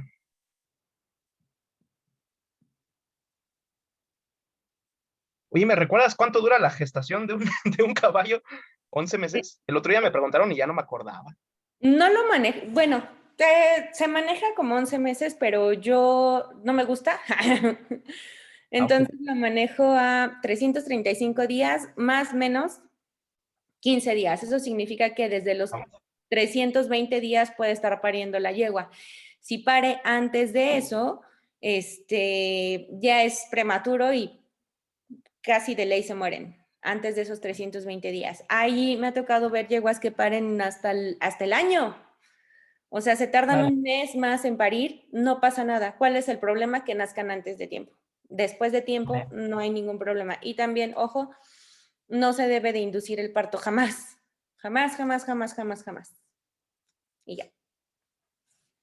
Pues sí hay grandes diferencias, ¿no? Con la reproducción de otros animales. Ajá.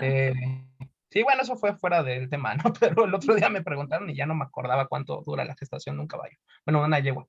¿Qué te iba a preguntar? Ah, sí, en burros hay algo de información sobre estas enfermedades o están así olvidados. Se ha visto que igual infectan. tanto, bueno, o sea, de los virus que nos comentaste, ¿se sabe algo? Aquí hay un detalle. Influenza, claro que la pueden tener porque está aquí, es estacional y los burros conviven con caballos. Entonces, influenza sí. Del otro tipo de enfermedades de herpes virus y artritis que les digo, o sea, yo ahorita me interesa mucho mencionarla porque a pesar de que se habla de que no está, por la manera en la que se manejan las cosas, seguro tiene que estar y seguro está por Claro, ahí causando problemas. ¿Cuál es la diferencia? El medio, que era lo que les mencionaba de la historia clínica. Realmente un burro, aquí en México todavía son animales de trabajo. La población de burros está disminuyendo, de hecho ya se habla como que están cerca de ser clasificados como en peligro de extinción porque ya hay pocos burros.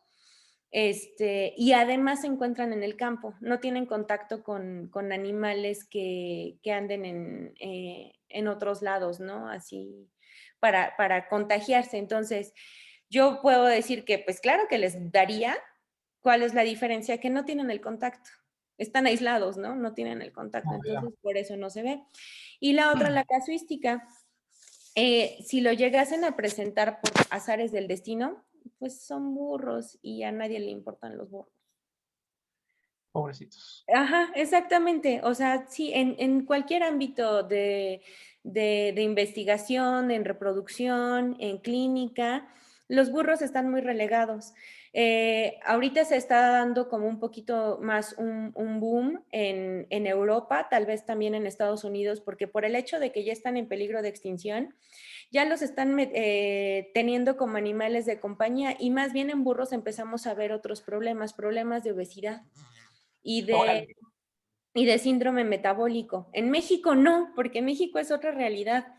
Y aquí los Sí. burros que hay, pues todavía son de trabajo, pero en Europa, Estados Unidos y demás, son animalitos ya casi de compañía, entonces los ves obesos, ¿no? Y aparte engordan muy curioso porque forman como placas en todo el cuerpo. Entonces, ahorita el boom en los burros en el extranjero es el síndrome metabólico. ¿Cómo hacer que sus burros no engorden tanto? Porque aparte los burros tienen una ganancia de peso sublime, ¿no? Con tantito que les des de comer, suben de peso, a diferencia de los caballos que les puedes dar un chorro de alimento y gastarte mucho, por ejemplo, los pura sangre inglés, y para que ganen kilos, pues, se tardan muchísimo. Entonces, pues allá como ya los tienen sin trabajar y como animales de compañía, tienen obesidad y entonces están generando síndrome metabólico. Deberían de traerlos para acá y acá se los ponemos en forma, ¿no? Pobrecitos, pero los de aquí tienen desnutrición más bien, ¿no? Ajá, por eso digo, acá se los ponemos en forma. Pobrecillos, a ponerlos a chambear. Bueno, ¿alguna otra duda, pregunta para la doctora? ¿Tiene riesgo de comer carne de caballo? No sé a qué se refiere. ¿Cuál es ¿Tiene el riesgo riesgo? comer caballo? Ah, ¿tiene riesgo comer carne de caballo? En México sí. En Ah, sí, México órale. sí, porque no hay, o sea, no es como los bovinos, que se supone está controlada la producción de Claro. carne. La carne de caballo no es mala, es músculo. La carne de perro no es mala, es músculo. La carne de humano no es mala, es músculo. ¿No? Todo es músculo. ¿Cuál es el problema? La alimentación y las sustancias que se administran. Entonces, en México, claro que tiene riesgo comer carne de caballo porque los caballos que se van a rastro, muchos son caballos que murieron por cólico o que estuvieron fracturados, principalmente de cólico. En lugar de enterrarlos, se le llama o cremarlos o lo que sea, dependiendo la zona, pues se le llama ¿cómo se le llama? Al del rastro, al matadero. Matancero, Bueno, sí. Ajá. le llama al señor que pues hace eso, ¿no? Entonces se lo Ah, lleva, lo desolla, lo hace pedacitos y vende la carne. Entonces tiene riesgo porque ¿qué estamos consumiendo en esa carne? De caballo estamos consumiendo, puede ser de MCO, puede ser a antiinflamatorios no esteroidales, puede ser penicilina, gentamicina, puede haber ketamina si entró a cirugía y no sobrevivió, ketamina, isoflorano, todo lo que estuvo generando por el estrés del dolor y todo lo demás. Por eso tiene riesgo comer carne de caballo en México, porque no hay rastros, podríamos decirle tipo TIF, para carne de caballo. No porque la carne de caballo sea mala, sino por de dónde vienen esos caballos, ¿no? Que Sí, van no hay un sistema de producción de caballos. Exactamente. Es más bien una casualidad que sucede, ¿no? Sí, Ujú, porque creo que en Asia Central sí comen mucho caballo, ¿no? sí. Pues es que es Todos lo que estos. digo, es músculo. Y de hecho, si fuera producción, pues sería una carne muy limpia. Sería una Órale. carne muy limpia por el tipo de alimentación que tiene y que ganan buen músculo, no como las vacas, ¿no? Entonces sería buen músculo, Interesante. nada más. Bueno, un poquito fuera del tema la pregunta de Alan Eduardo, pero bueno, estuvo interesante, aprendí algo nuevo. ¿Alguna otra pregunta para la doctora? ¿No? ¿Todo bien? Pues muchas gracias, Lizeth. No, ¿de qué? Un Fue gusto. Ya muy sabes, aquí enriquecedor. estamos. Sí, no, pues sí, muchas gracias. La doctora ha sido ya mi invitada también en bacteriología. Creo que aquí alguno del grupo creo que estuvo en mi curso de bacteriología y pues ya habrá visto su plática. Y bueno, pues es algo siempre enriquecedor escuchar a alguien que trabaja con los animales, ¿no? Y que está ahí con ellos. Además, a mí particularmente este tema de los equinos luego sí me queda un poquito más lejos. Entonces, pues muchísimas gracias. Por su aporte y bueno, pues todavía nos queda media hora de clase, ¿eh? Entonces voy a ver un tema que se quedó así medio atrasado con lo que vimos de bovinos y sí da tiempo completamente de verlo. Pues Tienes muchas que gracias, Lizeth. No, ¿de qué? Yo solo te recuerdo que tienes que tratarlo de tu retorno a clases porque hay muchas medidas que debes considerar. Ah, sí. Digo Bueno, que sí. nosotros ya volvimos ahí en la UAM desde principios de semestre y sí es un poquito así como... Sí. Ujú. Bueno, aquí pareciera que lo del aforo ya no les dio, ya no le dieron importancia. Entonces, pues habrá que ver, ¿no? A mí lo que me preocupa es más bien los chicos que vienen de fuera, ¿verdad? Y que no están en la ciudad o no están cercano. Y pues a ver qué se hace con ellos. Pero bueno, pues justo es lo que quiero hablar. A ver qué. Voy a tratar de transmitir al mismo tiempo la clase, pero si ya vamos a estar todos ahí en la facultad, pues no sé cómo vaya a funcionar el internet, ¿verdad? Pero bueno, voy a tratar de transmitirles la clase por cualquier cosa. Está bien. Pues muchas gracias. No sé si ya te vas a trabajar, si te quedas aquí con Sí, nosotros. no, me o- retiro porque sí tengo que ir va. a trabajar. Muchas gracias a todos. Nos vemos. Gracias, Vic. Hasta luego. Gracias, muchas gracias. Hasta luego. Bye. Gracias, doctora. Hasta luego. Gracias, doctora. Gracias, hasta luego. Ya se fue. Está bien. Pues nada más rapidísimo, chavos. Es que, bueno, ¿se acuerdan que les comenté de la primera clase que nos dio el maestro Fernando? Bueno, pues él les habló principalmente de síndrome respiratorio, ¿sí? Eh, complejo respiratorio, perdón. En el cual les habló de varios virus que participan en este complejo, pero bueno, faltó ahí un poquito el tema de leucosis, que fue lo que vimos la semana pasada, y yo les voy a hablar también aparte un poquito de las enfermedades vesiculares. ¿Se acuerdan que les dijo el doctor que eran enfermedades importantes? Entonces eso rapidísimo lo vemos, nada más para que no se queden sin este tema, porque sí es algo importante. Me voy rapidísimo, porque esta plática realmente es de infecciosas. Entonces hay algunos aspectos que no son tan relevantes aquí, más bien que tengan presente eso, que estas son las enfermedades vesiculares: fiebre aftosa, estomatitis vesicular. La semana pasada vieron toma y envío de muestras y ahí les hablaban de vesículas, ¿no? De lesiones orales. Entonces, bueno, esta es la primera, fiebre aftosa, ¿no? Se le conoce con otros nombres, pero bueno, eso les digo que lo van a ver con detalle en infecciosas. Fiebre aftosa es la primerita de ellas, ¿sí? Entonces, esto sí me parece bastante importante. ¿Cómo definimos esta enfermedad? La fiebre aftosa es una enfermedad transfronteriza que afecta gravemente la producción de ganado, alterando el comercio regional e internacional de animales y productos de origen animal. Es decir, Es una enfermedad de interés internacional. Eso es lo más destacable de esto. Hay fronteras que se cierran gracias a esta enfermedad. Hay comercios que se detienen gracias a esta enfermedad, comercios internacionales, ¿no? Entonces, por lo tanto, es una enfermedad que se trata de controlar, pues masivamente e internacionalmente, ¿no? Dice además, se estima que la enfermedad circula en el 77% de la población mundial de ganado en África, en Oriente Medio y Asia, así como también en un área limitada de América del Sur. Los países actualmente libres de fiebre aftosa permanecen bajo amenaza constante del ingreso de la enfermedad. Aquí nos dice, pues más o menos dónde existen estas infecciones, ¿no? Recordemos que África, o sea, gran parte de África se dedica a la ganadería. Es un área, es una región que no, pues, bueno, que tiene un progreso distinto, ¿no? Al de nuestra región o al de otras regiones del mundo. Entonces ahí la ganadería, o sea, aquí también es una actividad muy importante, pero pues allá es de las más importantes, se mueve completamente la economía gracias a la ganadería, ¿no? Entonces, pues tienen algunos problemas ideológicos, políticos, económicos,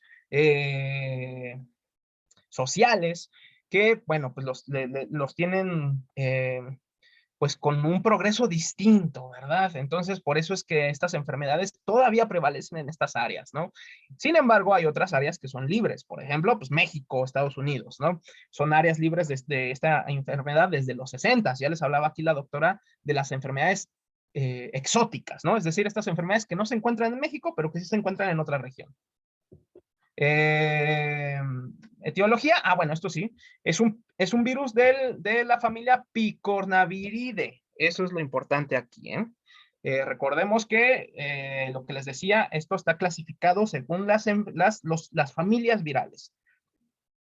Y bueno, aquí les dice que es una enfermedad viral, un virus, perdón, RNA de sentido positivo, RNA.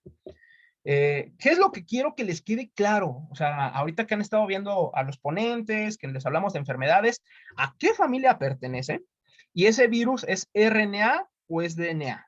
Y además, a veces se los preguntan en el examen extraordinario, a mí no me parece una pregunta buena, pero pues cada quien, si es envuelto o no es envuelto. En este caso, no lo es.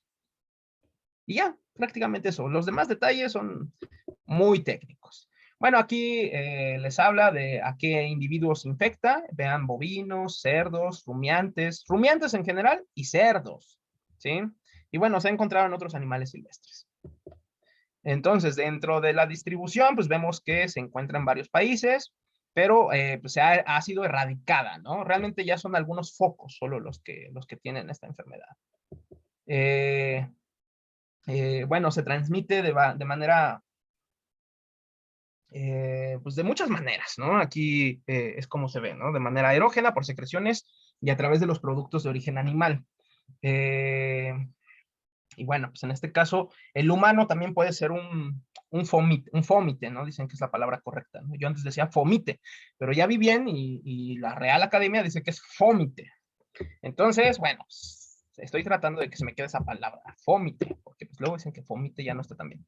Bueno, esto es una parte muy, muy técnica, esto justamente es lo que con lo que no me quiero meter mucho, esto lo van a ver ya con mayor detalle en patología, en infecciosas, pero en súper resumen, pues el virus circula de manera natural y cómo se manifiesta con estas vesículas y aftas, ¿no? Es decir, lesiones orales. ¿Se acuerdan de? Bueno, esto no se acuerdan porque no lo han visto, pero el desarrollo de estas lesiones es así: mácula, pápula, vesícula, pústula, necrosis, descamación. Es decir, como una manchita, como cuando a ustedes les ha salido algún barrito, alguna lesión vesicular, alguna afta en la cavidad oral. Pues primero pareciera nada más una manchita, luego se va haciendo más grande, más grande, más grande, hasta que está así súper grande y está rellena de líquido, ¿no? De líquido seroso, de líquido de inflamación. Entonces, ¿cuál es el problema? Pues que estos animales se dedican a comer, ¿verdad? Son animales de producción, tienen que ganar peso, tienen que alimentarse. Entonces, ese es el gran problema clínico con estos virus. Causa lesiones orales que le dificultan comer. Realmente estas enfermedades vesiculares no son mortales. O sea, no, realmente no son mortales. No son, por ejemplo, les hablaba Mónica, ¿no? La fiebre porcina clásica, la fiebre porcina africana. Les decía que son enfermedades rojas, ¿no? Se llaman incluso pestes, ¿no? pestes, o sea, es un término casi bíblico, ¿no? De casi una maldición. Enfermedades que matan masivamente. Esta realmente no mata, o sea, no es tan alta su mortalidad. Vean aquí, letalidad 5%, muy poquitos realmente mueren, pero morbilidad 80-90%, es decir, casi todos se enferman. Entonces, casi todos se enferman y casi todos desarrollan estas lesiones, pues casi todos van a tener problemas de producción, ¿no? No van a producir, no van a alimentarse. Y además, como lo ven aquí, se disemina masivamente, se disemina muchísimo. Entonces, ese es el problema de fiebre aftosa, que es muy fácil de transmitirse, se disemina tremendamente y el impacto económico es masivo, es enorme. Les digo, hay fronteras que se cierran gracias a fiebre aftosa. Creo que se los comenté en la primera clase cuando les hablé de que pues yo andaba en Sudamérica en algún tiempo y justo hubo un brote de fiebre aftosa 1 o 2 años antes de que yo llegara. Entonces se cerraron las fronteras comerciales de carne y la carne pues nos la tuvimos que comer todos los que vivíamos en el país, en Paraguay, ¿no? Que es un país verdaderamente, pues con poca gente, 6 millones de personas. Y hay 36 millones de vacas, pues nos tocaba de a 6 vacas por persona, ¿no? O sea, la carne era muy barata. Podría sonar padre hasta cierto punto, pero afecta mucho a la economía sobre todo pues porque es una de las mayores actividades económicas de Paraguay y de gran parte de Sudamérica. Bueno, entonces, pues aquí es lo que ven, ¿no? Las lesiones, estas lesiones ulcerativas, estas lesiones como vesículas, y bueno, también se pueden presentar en las ubres, ¿no? Y bueno, en cavidad oral y en algunas, bueno, pues aquí vienen, ¿no? Mejillas, paladar, labios, pezones, espacio interdigital. Por eso también se llama glosopeda. Ah, bueno, esto creo que sí es un término importante, ¿no? El de glosopeda, pero sí el que les voy a anotar ahorita. ¿Cómo se llama la enfermedad en inglés? Siempre me gusta decirles eso porque si luego buscan la enfermedad, digo, información, Food and Mouth Disease. Información novedosa, pues lo tienen que buscar en inglés y bueno, siempre es bueno saber cómo se llama la enfermedad en inglés y como en este caso es muy distinto el nombre de fiebre aftosa y Food and Mouth Disease, pues por eso se los anoto, ¿no? Es decir, enfermedad de pies y boca. ¿Por qué? Pues porque en los pies también se ven estas lesiones ulcerativas. Y bueno, pues vean en la lengua, aquí vean más lesiones en el pezón, la lengua, los pezones, en el paladar, etcétera, ¿no? Entonces, estas lesiones pueden ser importantes. Aquí, ¿cuál es el problema? Que también, o bueno, ¿cuál es un punto importante? Que también a los cerdos les puede afectar esta enfermedad, ¿eh? Diferente a lo que vamos a ver con estomatitis, que estomatitis, ese es el diferencial. Ahorita que la doctora hablaba de lo diferencial, el diferencial es que fiebre aftosa afecta a los cerdos y no afecta a los caballos. Estomatitis vesicular sí afecta a equinos. Lesiones, degeneración celular, bueno, estos son cuestiones de patología. Vean, corazón atigrado, también aquí llaman esta lesión que se ve como con rayitas el corazón. Y bueno, pues estas cuestiones de patología que van a ver con mayor detalle después. El diagnóstico, pues miren, esto es la parte importante, ¿no? La presencia de vesículas y de erosiones y la salivación, que es lo que les he estado diciendo desde que comenzamos esto. El diagnóstico de laboratorio, pues se da por ELISA, por cultivo celular, PCR, como sucede comúnmente, pero aquí depende, como les dice la doctora, pues de que el diagnóstico esté disponible en el laboratorio que ustedes están considerando. Como esta es una enfermedad sumamente, yo creo que es la enfermedad más importante en el manejo sanitario de la humanidad, en el manejo sanitario veterinario, vaya, en la humanidad, pues por eso es que los laboratorios de los países, bueno, más bien, los laboratorios de cada país que evalúa esto, casi siempre son laboratorios del gobierno, ¿no? Laboratorios de los servicios de salud, de los servicios de sanidad alimentaria. En el caso, pues ustedes ya lo saben, son laboratorios de SADER, antes como se llamaba SAGARPA, más específicos en ASICA, ¿no? El INIFAP, por ejemplo, es un laboratorio que tiene estas pruebas. ¿Por qué? Pues porque son de reporte obligatorio, son de enfermedades de interés nacional. O sea, si hubiera un caso de esto, es una emergencia nacional, ¿sí? Bueno, aquí está el diagnóstico diferencial, hablando de esto que nos decía la doctora, es decir, con qué otras enfermedades hay que relacionarlo, porque se parecen hasta cierto punto. Estomatitis vesicular, enfermedades, exantema vesicular porcino, exantema... Ah, no, esta es enfermedad vesicular, perdón, y este es exantema vesicular. incluso gabarro, IBR, diarrea viral bovina, lengua azul. ¿Por qué? Porque todas estas pueden causar lesiones ulcerativas en la boca, ¿sí? Bueno, tratamiento no hay, que es lo que también les dice la doctora, ¿no? O sea, no se habla mucho de tratamiento. ¿Por qué? Porque no lo hay. Muchas veces el tratamiento es el rifle sanitario, es la eutanasia de los animales, el sacrificio. Entonces, en este caso es así. Realmente como les digo, esta enfermedad es casi una maldición. Entonces, pues en los países donde se llega a presentar, pues sí, se tiene que eliminar a los animales. Prevención, pues hay programas de prevención nacionales, les digo, estos son emergencias nacionales prácticamente, entonces hay planes prácticamente en todos los países respecto a esta enfermedad, que en su momento se hizo pues vacunación, eliminación de animales, etcétera. Nosotros estamos libres desde el 57, si no me equivoco, en México, pues, y no ha habido casos. ¿Por qué? Pues porque tuvimos el apoyo pues de nuestro hermano mayor, ¿verdad? De Estados Unidos, que siempre es el que bueno, pues el que dispone a veces las cosas, ¿no? El imperio a veces dispone cómo se van a hacer las cosas y pues México muchas veces no le queda de otra más que atender a las indicaciones y pues así sucedió, pero bueno, gracias a eso hubo, pues sí, esta eliminación de esta enfermedad, así como de otras enfermedades, ¿no? En parasitología les han hablado del gusano barrenador, en el cual igual, ¿no? Hubo intervención de Estados Unidos pues, para eliminar. ¿Por qué? No porque fueran buenas personas, ¿no? Sino porque, pues, si está en México, pues más probablemente llegue a Estados Unidos, ¿no? Pero, como les dijo también la doctora, ¿qué pasa con las enfermedades que se dan allá y que luego se pueden manifestar aquí? Ahí sí no hacen gran cosa, ¿verdad? Pero bueno.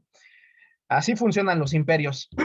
Entonces, como control, pues ya también las mismas medidas, ¿no? Cuarentenas, restricciones, eliminar a los infectados, etcétera, ¿no? No es una enfermedad que se reporte tal cual como zoonótica, aunque sí ha habido algunos casos como sospechosos, ¿no? En los cuales, pues sí sean, bueno, pues aquí lo dice, aislados, muy raro, 40 casos desde 1921, en los cuales a lo mejor los individuos que han sido infectados, humanos, vaya, pues estaban inmunodeprimidos o algo por el estilo, ¿no? Y que pues por eso pues, probablemente pues hubo esos casos, pero no es una enfermedad verdaderamente zoonótica. Por eso les digo que no es tanto una enfermedad así como pues sí, que sea sumamente mortal, que sea zoonótica, que sea un peligro, ¿no? Para el ser humano, no tanto, sino más bien que se disemina muy fácilmente, que se extiende mucho. O sea, si pega en el país, se va a diseminar extremadamente y las pérdidas económicas van a ser severas y además nuestro sistema económico pues se ha formado basado en esto, ¿no? O sea, se cerrarían fronteras para exportar productos a otros países y eso sería una catástrofe económica, ¿no? Para la industria veterinaria y para la industria de producción animal. Bueno, pues aquí lo dice, ¿no? Consecuencias económicas pueden ser verdaderamente severas. Y ya, eso fue fiebre aftosa. Rapidísimo, nada más, estomatitis vesicular es una de las enfermedades vesiculares diferenciales. Se le conoce pues también con otros nombres, fiebre de Indiana, eso sí lo he visto bastante. Y ya nada más esto, definición, la estomatitis vesicular es una enfermedad endémica importante del ganado mundial. Esta enfermedad viral zoonótica se caracteriza por vesículas, erosiones y úlceras en la boca, patas y ubres, igual que fiebre aftosa. Dolor, anorexia y mastitis secundarias pueden causar disminución de la productividad en todas las especies y algunos cerdos infectados pueden morir igual que fiebre aftosa, ¿no? ¿Cuál es la diferencia? Que esta enfermedad, bueno, dice endémica porque esta es una información de Estados Unidos, esta enfermedad sí se ha llegado a encontrar en Estados Unidos, incluso por eso se llama fiebre de Indiana, ¿no? Entonces, esta es una enfermedad que no ha sido erradicada como sí ha sido erradicada fiebre aftosa y no se disemina tanto. Y bueno, aquí lo que ya les dije, ¿no? Lo importante es que esta es de la familia Rhabdoviridae y que es un virus RNA de sentido negativo y bueno, es un virus envuelto, ¿sí? Afecta a todas estas especies, muy parecido a fiebre aftosa, pero también afecta al caballo. Puede infectar a los caballos. Y bueno, aquí vean la distribución. En América hay una gran distribución de esta enfermedad. En México se ha hablado de algunos brotes. Esta es otra diferencia con fiebre aftosa, ¿no? Y bueno, otra diferencia con fiebre aftosa es que esta también se transmite a través de mosquitos. Y a través bueno, de esta mosca, ¿no? Mosca de la arena. Este tipo de mosca de artrópodos, vaya, ¿no? Sí es algo importante aquí, a diferencia de fiebre aftosa, donde no era así. Patogenia similar, entra el virus, se disemina y en algún momento ocasiona las lesiones que ya les dije. La mácula, pápula, vesícula, pústula, necrosis de escamación, las aftas y por lo tanto en esas secreciones es donde también se puede liberar el virus. Igual, vean aquí lesiones ulcerativas, lesiones también en caballos, en equinos, vaya. Vean estas lesiones que también se pueden manifestar en las patas, en los pies, vaya. Bueno, el diagnóstico, pues ya lo saben, como les dijo la doctora, pues muchas veces ELISA, PCR son las clásicas, pero a veces hay que hablar de esto, ¿no? ¿en serio tenemos esa capacidad diagnóstica? Muchas veces no, dependiendo, pues, en dónde estemos, ¿verdad? O sea, en la ciudad hay varios laboratorios, hay varios lugares, pero ya en el campo, ok, ¿qué laboratorios tengo por acá? ¿Y a poco en esos laboratorios voy a encontrar PCRs, ELISA? Es complicado. Entonces, igual, el diagnóstico diferencial, pues es fiebre aftosa, enfermedad vesicular porcina, las mismas que habíamos visto con aftosa, ¿no? Porque ocasionan lesiones ulcerativas. Prevención y control, el control, bueno, lo mismo, ¿no? Control de bueno, excepto que aquí lo importante es el control de vectores, el control del artrópodo, de la mosca. Salud pública, pues se habla de que hay algunos casos de zoonosis, pero no es muy claro, no hay mucha evidencia científica. Aquí lo importante es que hay que estar alertas, ¿no? Que estas son de las edades en las cuales hay que estar alerta porque son de reporte obligatorio, sobre todo porque son vesiculares. Eso es a lo que voy. Y ya, prácticamente eso fue todo. Entonces, esa fue la parte de enfermedades vesiculares, fiebre aftosa, estomatitis vesicular, en la cual, pues les dije lo que es relevante, ¿no? Es decir, la presentación vesicular, ¿no? Las aftas, lo que esto implica y pues todo lo que ya les dije en la clase. Y bueno, pues no hay dudas, comentarios. Quiero preguntarles a ustedes. Nosotros nos veríamos el 19 de abril ya de manera presencial, o sea, por indicaciones oficiales. Habrá que ver qué pasa, si algo nuevo sucede, ahí andan organizando un paro, no sé, a lo mejor algo se complica, pero si no se complicara, nos veríamos el 19 de abril presencialmente allá en la FES. ¿Alguien tiene algún detalle, algún problema de que no pudiera asistir? Quisiera saberlo desde ahorita para saber qué podemos planear. Nos veríamos todos ahí, sin problema.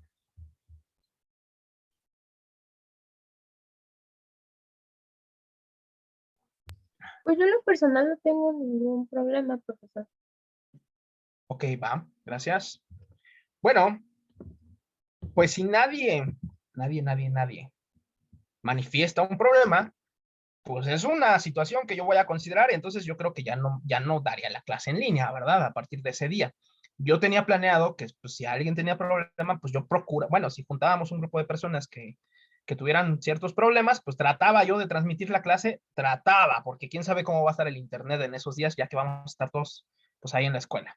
Pero bueno, si ahorita nadie manifiesta ningún problema, pues creo que es algo con lo que ya no tendría que pensar, ¿verdad? Ya no, es una complicación menos. Ahora, lo de las medidas y todo esto, bueno, espero que a estas alturas, después de 2 años, ustedes, siendo estudiantes de una carrera de ciencias biológicas, pues sepan qué es lo importante con ese virus y qué no es lo importante, ¿no? Qué medidas rayan en lo ridículo incluso. Yo creo que ya varios de ustedes han estado yendo a la FES y ven que hay arcos sanitarios que les echan ahí una agüita con quién sabe qué. Eso no sirve de nada, ¿sí? Eso es una estupidez, la verdad. Eso habla de cómo, a pesar de que el director es un científico muy reconocido, bueno, o se deja llevar por tendencias o se deja llevar por lo que les indican sus superiores, no lo sé, pero no tienen un asesoramiento científico verdadero, porque si lo tuvieran, esos arcos no existirían. O sea, eso es una ridiculez. Entonces, eso no es necesario. Pero bueno, tenemos que pasar por ahí, ¿no? Lo del gel antibacterial y todo eso, la verdad es que tampoco es tan necesario. Nos podría ayudar para otras cuestiones, enfermedades gastrointestinales, lavarnos así, bueno, no lavarnos, pero desinfectarnos rápido las manos antes de comer, a lo mejor ahí podría servir. Pero para una enfermedad respiratoria como el SARS-CoV-2 no sirve para nada. ¿Qué es lo que sí sirve? La ventilación. No sé, ni siquiera sé en qué salón nos toca clase, la verdad. A ver si puedo ir el jueves o viernes, a lo mejor voy a estar por allá, y si no, la próxima semana voy a ver en qué salón nos toca y voy a ver cómo está la ventilación. Ahí es donde nos ha quedado de ver la universidad y no da soluciones. Pero bueno, pues también tampoco se trata de quedarnos así toda la vida, ¿verdad? Entonces, eso sí es importante, la ventilación, el que tengamos pues el cubrebocas y que estemos todos vacunados, ¿no? Se supone que con todo eso ya estamos cumpliendo, se supone que todos estamos ya vacunados con refuerzo, se supone que todos tenemos idea ya de que tenemos que traer el cubrebocas mientras estemos en un lugar cerrado. También es una tontería, yo lo he visto con gente de allá, que cuando está en su laboratorio, cuando está en su lugar cerrado, se quita el cubrebocas y ahí andan libremente como si nada. Salen al patio, salen y ahí es cuando se lo ponen. Eso es una verdadera tontería. O sea, debe ser al revés, ¿no? Cuando estemos en lugares cerrados, es cuando, y sobre todo cuando hay mucha gente, ¿verdad? Es cuando sí nos deberíamos poner esta cosa. Y cuando salimos al aire exterior, donde hay ventilación, donde hay flujo de aire, ahí me lo puedo quitar sin problemas. Pero no, igual, falta de asesoría científica. A mí ya me llamó la atención un guardia, ¿no? Un vigilante, pues, de allá, que me dice que no traía cubrebocas estando afuera. Ya me puse ahí a pelear con él, ¿no? Y al final, pues yo creo que más bien se aburrió de mis argumentos y ya me dejó ir, pero es eso, ¿no? Tener argumentos. Mientras estemos en el salón de clases, pues lamentablemente tenemos que traer esa cosa. Es muy complicado para el profesor porque estar hablando con el CO2 ahí encerrado, la verdad es que sí luego te llega a marear. Pero bueno, son de las medidas que tenemos que acoplarnos, ¿no? Y obviamente no los podría yo dejar pasar al salón de clases si no tienen cubrebocas, pero bueno, eso es una medida mínima, ¿no? El aforo pareciera que es algo que ya no les importa a las autoridades, ya no dijeron nada al respecto, dijeron todas las actividades se reanudan a partir del 18 de abril, entonces pues no pareciera que sea algo importante el aforo. Y la verdad, sabiendo un poquito de virología y de todo esto, pues no es un riesgo, la verdad es que no es tanto un riesgo. Aquí más o menos aquí más bien lo que me preocupaba es quiénes de ustedes tendrían un problema y sobre todo, a mí me gusta pensar en esas minorías, porque cuando estuvimos discutiendo esto con los grupos de profesores, parecía que esas minorías no les importaban. Pero bueno, aquí veo que esa minoría, pues pareciera que no existe, ¿no? Pareciera que no va a haber nadie que tenga el problema de asistir. Y bueno, pues entonces sin problemas nos veríamos a partir del 19 de abril por allá. La otra semana todavía nos vemos en línea. Voy a procurar traer otro ponente porque una vez que nos veamos allá, pues yo creo ya va a ser más difícil, porque como lo ven, pues por ejemplo, aquí la doctora trabaja en Amecameca, ¿no? Entonces es muy lejos de Cuautitlán. Entonces, pues no la hubiera podido llevar, ¿verdad? Y bueno, pues tenía otros ponentes planeados, pero igual ya no voy a poder. Incluso había alguien de otro país que igual y nos podía dar una plática, pero bueno, pues eso ya no se va a poder. Esos son algunas de las pérdidas, pero pues ni modo, pues para eso tienen a su profesor, ¿verdad? Ya yo les hablaré de los temas que les iban a hablar ellos. Y bueno, pues ya se nos acabó el tiempo. Nada más quería preguntarles eso y si no, pues sin problema nos vemos todavía en línea la siguiente semana. Y regresando de vacaciones de Semana Santa, pues ya nos veríamos de manera presencial. Y ahí vamos hablando qué hacemos con lo de los exámenes y todo eso. Yo creo que igual los vamos a seguir haciendo en línea o a ver qué podemos hacer. Entonces, pues nos vemos, chicos. Si ya no hay nada más, nos vemos. Bye. Ok, Gracias, Gracias. profesor. Gracias, profesor. Gracias, Doc. Gracias, profe. Gracias, hasta luego. Bye.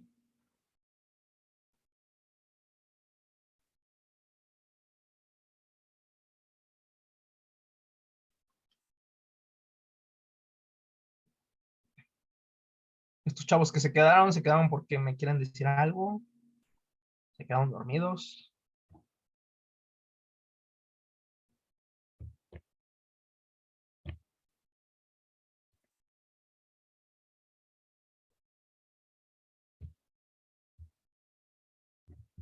Bueno, voy a finalizar ya la sesión.